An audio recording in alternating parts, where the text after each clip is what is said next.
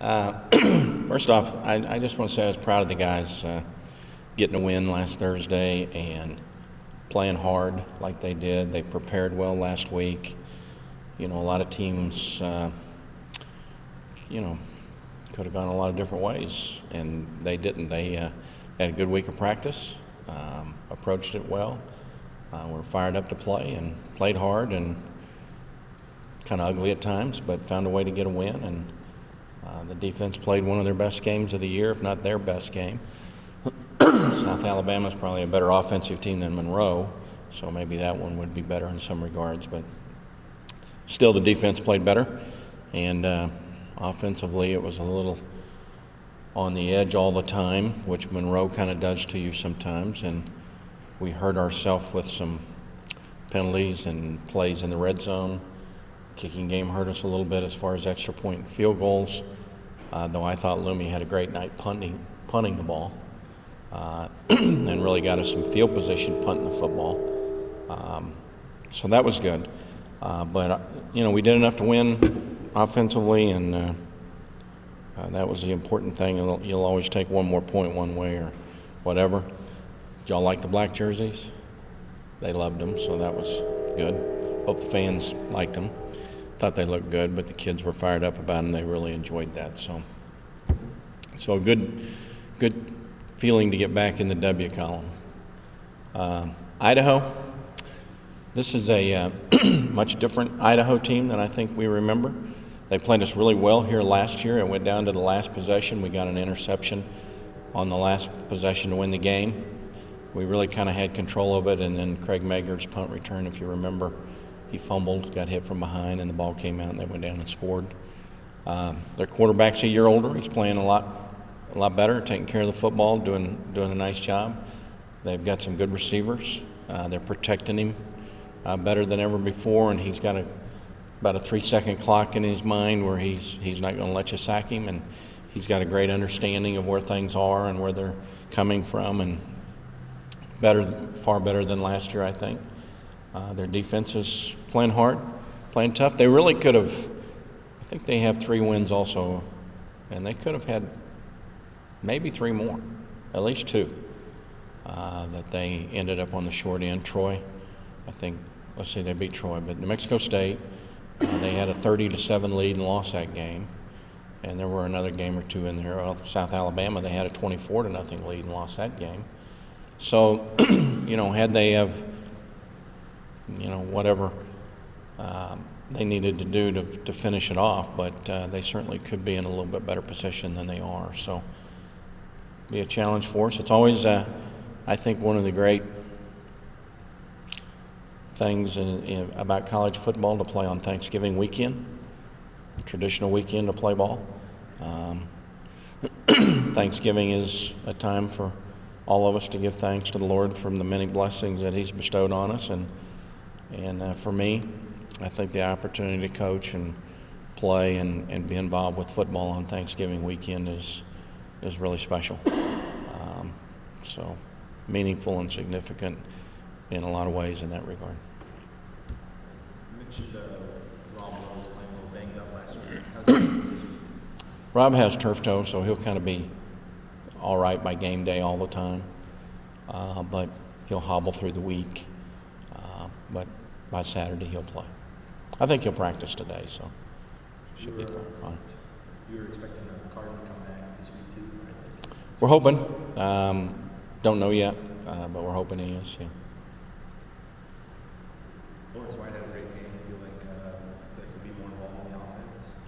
Well, Lawrence was the benefactor of getting to play more with Ryan out, and he had one go through his hands.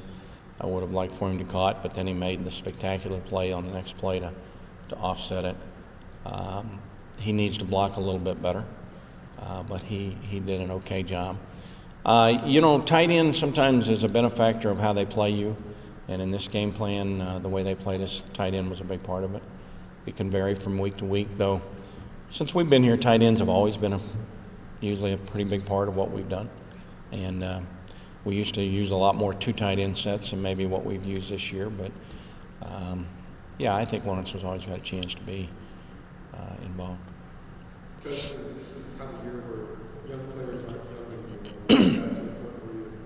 Their experience and freshmen not being freshmen. Talk about that a little bit, how the teams mature because they've had to. Right? Well, some of them had to survive trial by fire, certainly, and unfortunately in some instances haven't been able to build as much confidence as you would like, but last week was a good shot of confidence. I give you an example of a guy who is really starting to play better and better, and Keon Schornborn at guard. He had to come in and take over for Felix, and had his growing pains as a redshirt freshman, but you can see him playing more confident and more aggressive every week. He's really athletic. He's going to be a really good player. If you compare him back to the cycle of when Felix and Ryan and some of those guys were redshirt freshmen, and you remember those growing pains we went through with them, he's probably ahead of those guys. Now, to his benefit, he plays next to older guys, so they help him a little bit. Where when we started with Ryan and Felix and that young group, they were all young guys. They had nobody really other than Charlie to look to from an older standpoint, and he might be playing on the other side. But Keon is one of those guys that you're making an example of that's, I think, gotten better and better as the season has gone on. I'm really proud of his improvement and understanding of what he's doing. And there's other players like that too. I think I see Stephon Johnson making some improvement. He didn't play well early, and I kept telling Stephon, you're a better player than what you're playing, and I believe that. One thing our coaches have done, I think, a nice job of through all of this is they've never quit believing in their guys. They've understood our limitations and weaknesses and tried to play to our strengths, but I don't think they've ever – we may have shaken the lineup up, we may have moved up the guys that produced better, but I don't think as coaches we've ever backed off and saying you're better than what you played. We believe you're better than what you played. So they've had coaches that have continued to believe in them no matter what. That's big for players. Sure. Can you talk about David Hunt a little bit? Going into the season as such a valiant player, he's lived up to that early for us, Coach? I don't think David's had the kind of year that, a player that gets that. And to defend David a little bit now, he was the best man standing at media days. But I also don't think his year is more reflective of our defense as more than him. He's suffered with the defense too, but David's been resilient, kept his head up, kept battling, made some plays the other night. He should have three more interceptions, missed a pick six. So I think Dave. I admire David for how he's continued to prepare every week and battle and work, even though sometimes he's had some tough days and some tough challenges with the teams that we've faced. How much of a morale boost is it to be able to head out on these last couple of games off a win after what was a pretty... Well, wins are big. I mean,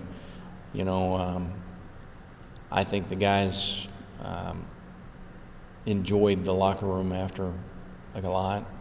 It's been a while for them. Puts a little pep in your step. And, as much as anything else for us, a little confidence, which some of our guys, that was shaken, obviously. And, that always makes things better for you. We still are not playing on offense as well as we can for different reasons. We've hurt ourselves in the red zone with penalties, missed assignment or whatever it may be. And it's our veteran guys that have done that. It's guys that shouldn't do that. And they know that. I'm not saying anything here. I try never to throw our guys under the bus, but the facts are what they are, and they know that. They've heard that from me, so they understand that, and they know that when they get down here, they've got to play better. Coach, since the program moved up to the FBS, you now won 3 or 4 senior days between last Thursday and last Thursday's win. A lot of the moments were courtesy of seniors, Eric Shaw's reception, Lawrence White's 2 touchdowns, Robert Lowe's surpassed 3,000 yards rushing in the game. How meaningful is that to give those seniors that proper send-off at home? Well,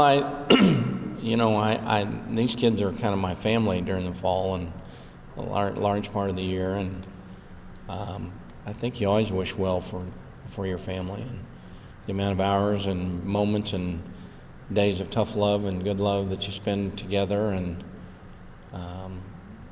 for them to be able to get a win and going out is always big. It was big for those guys to play their last game at home.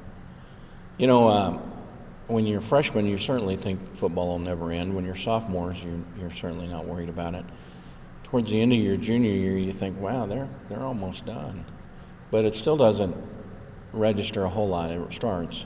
But when you get down to the last few games of your senior year and you know that it's winding down and your life's going to take a different direction and things, finishing, I think, the right way. I don't think our guys think about legacies. I just think they think about trying to finish their career the right way and have positive memories. And the biggest memories they're always going to have is the feeling of playing with their teammates, the accountability to each other, and they'll, instead of a 40-yard run, it'll be a 75-yard run in 20 years, but that's neither here. Nobody will care. It'll just be the friendships and things that were developed and the stories and that's great. That's the great part of what we do. And we honored the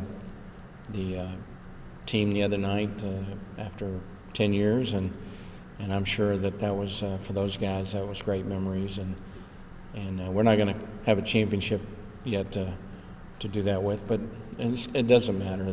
The time you spent with your teammates is the toil and the pain and the agony and the good times are certainly great memories that will be with them for the rest of their life. So winning the last one's big. Then the next big emotional time for the seniors will really be at Arkansas State when they walk off the field for the very last time. When you combine senior days and the very last time, there are usually a lot of tears in the locker room, and to be expected. It's kind of emotional. They let the air out of you all of a sudden. So, but it's what makes the game great. It's what you love about it, and it's what you cherish. And what we really do is build young men. So that's okay. It's nice for them to have that. Idaho's defense, very physical, very aggressive, but they good suspect in the run. Feels like you can have success running the ball against them. Well, we hope so. That's we've been able to be fairly consistent in the running game. It'd be nice if we could make some bigger plays, but you hope so. I do think their front four is much improved. Their 4 down guys, their 4 guys they're playing with up front they're to be reckoned with. They do a nice job. And they've got a nice scheme. They've got a new defensive coordinator, so it's changed from years gone past. But for us to have any chance to win the game, we do have to be able to run the football. Coach, how do you look at the next 2 weeks? Are they really a chance to get some momentum going into the offseason? Probably, Joe. I'd say that's a safe statement to make. I'm lost in this one right now, trying to find a way to win this game, and then we'll worry about the next one. But wins do help you going into the off season. But though I think this team, these returners, will have learned a lot in this year. In regard to how the year's gone and the fragileness of what can happen, they're tough lessons. You'd much rather learn good lessons than tough lessons, but they've learned a lot in this, and they'll be, if they'll take this into the off season and everything, and take it in the right vein, I think it'll be beneficial. Because there are some things I think we can all sit down and talk about that they can grasp to and say, hey, we don't want this to happen anymore. So.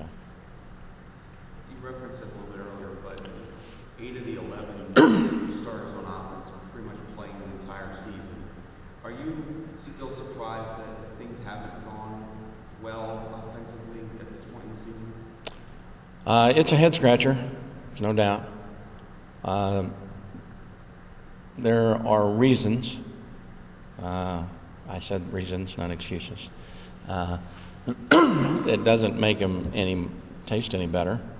And some of them aren't, are failures. The red zone things I talked about and things like that. I think sometimes senior-dominated clubs. This is a hard thing to explain. Hi, Tim. To put into words, but sometimes when you're a junior, you're a little on edge. I got to make sure it's right. I got to do it right. Okay. And then sometimes when you're a senior, you're not complacent. I don't want to use that word as part of this, but sometimes it's like, yeah, Coach, I got it. I've run this play 1,000 times. I'll be all right on Saturday. Well, no, you're not going to be all right on Saturday because I still believe what you do on Tuesday, Wednesday, Thursday determines how you do it on Saturday. There is no switch when you walk out of the locker room that you flip and go out there and say, okay, I play good now. No, it doesn't work that way. The process of preparation of a week is still part of it. And I think sometimes our seniors on offense have fallen into that trap just a little bit. The playing from behind and getting a feeling that you have to score every time. I don't know if I mentioned this to you last week or not, but in the Georgia State game, I think we have 15 possessions. We take all of them inside our 28-yard line. When you do that, you're not going to score a lot of points. The odds of going 80 yards are 1 in 15. Well, 15 possessions, that's one time. We beat the odds, really. But the lack of field position gain from our defense or creating some also has hurt them. So there's multiple things that go into, why the defenses or the offense has gotten to this point. I mean, again, losing Felix and the difficulties at center with injuries. You lose 3 out of 4 at one time. And losing Chris Nuttall is a factor. But again, we all have injuries, and we all have to, that Monroe team wasn't a very good offensive team because they'd had so many injuries. So you have to always understand that those things are going to happen, and next man up and march on. Longer answer than you thought you'd get, isn't it? Just for me to ask you about the rumors about your buyout. You told us it's totally false. As far as I know. We believe you about that. But there's so many coaching vacancies out there, Coach. Are you considering any coaching vacancies that are out there? No. None. That's all you want to say. That pretty well covers it. I don't know what else to say. No, this is where I'm going to finish up, and this is where I want to finish up. And I love Texas State, and when the time is where it needs to be, then somebody else will be here. And sometimes other people make those decisions for you. You don't get to make them yourself, and I understand that. And till that day, I'm just going to keep doing everything I can to put these players in a good position to have a chance to win and be the best that they can be. Tim Gate got a carry last week. He's kind of had an interesting season playing much position. Yeah. Talk about it. He's had an interesting year. He's going to play more offense this week, and probably going to play some tight end, in addition to running back. And as Tim would tell you, he's just a football player. And he is. He's a good football player. And he loves his team, and he's willing to do whatever it is we ask him to do to help this team. And I love him for that. I love his attitude. I love players that have that kind of attitude. I really, really, really respect Tim Gay a lot. Our whole football team does. Every player on our team respects Tim Gay. And his love for Texas State is really special. And you graduate this month or in spring? This month. Walks away with his degree, which is really a great achievement for Tim. And proud of him for that. So we're going to use him in more different ways this week. Probably won't play much defense. You mentioned the defense having its best performance last week. Can that be duplicated? How do you build on that against Idaho? Well, I think we can continue to play at that better. This offense is better than Monroe's. This is the scary comment about this. I would compare this offense to Georgia State's. Okay, Georgia State's quarterback was fantastic. I think he's the best quarterback in the league. This is a good quarterback too, and with a good arm and a good understanding of what he's doing. And Paul Petrino does such a nice job offensively of putting them in good positions and doing things. Paul's a great offensive mind, and so we're going to have to play good to have a chance to win the football game. I don't hold any thoughts that we're going to hold them to 3 points or less than 200 yards or anything like that, but because they are a much different team than Monroe is. But we can play better, and we did. And kudos to Brad and the guys on defense for putting it together, and they're working hard to try to do that again, but the challenge is bigger this week. From a coaching and organization standpoint, how far do these next couple games go in determining whether you sort of stick with the defensive philosophy that's there now or whether you kind of blow it up and decide to start from scratch next year? Well, I don't know if these two carry any more than than the previous ones have. I do think that once we get past Arkansas State, I'm doing that every day now, but I think, you take some time now and say, okay, where are we, and evaluate what we need to do and what is the best way for us to go and how do we need to do this. And the beauty we have is that we understand our personnel, that we can try to fit the pieces of the puzzle too. So they certainly have an impact. To our coach's credit, we've made a little improvement on that side of the ball. We need to make more. But are we where we want to be? No. So there'll be constant evaluation on this until we make final decisions. Definitely have some personnel. We have a job open, so have something to think about there. That's been, you coach one man down on defense, 20% of your defensive staff's gone. So, that's always a little bit of an impact on them that kind of goes unnoticed or unthought of sometimes.